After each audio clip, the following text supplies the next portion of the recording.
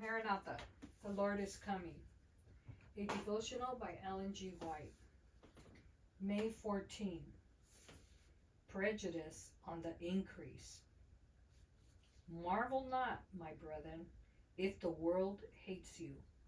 We know that we have passed from death unto life, because we love the brethren.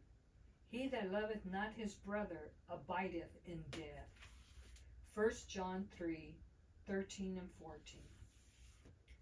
He who is closely connected with Christ is lifted above the prejudice of color or case. His faith takes hold of eternal realities. The divine author of truth is to be uplifted. Our hearts are to be filled with the faith that works by love and purifies the soul.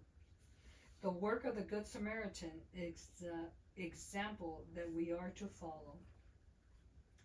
It will be impossible to adjust all matters regarding the color question in accordance with the Lord's order until those who believe the truth are so closely united with Christ that they are one with Him. Both the white and the colored members of our churches need to be converted.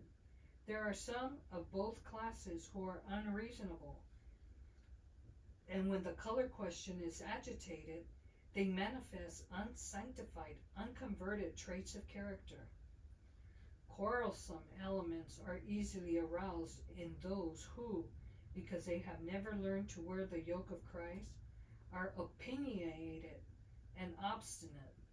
In such self-clamors with an unsanctified determination for the supremacy. As time advances and race prejudices increase, it will come almost impossible in many places for white workers to labor for colored people.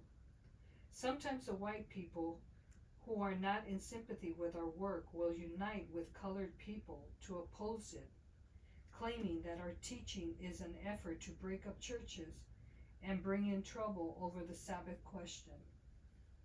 White ministers and colored ministers will make false statements, arousing in the minds of the people such a feeling of antagonism that they will be ready to destroy and to kill. The powers of hell are working with all their ingenuity to prevent the proclamation of the last message of mercy among the colored people.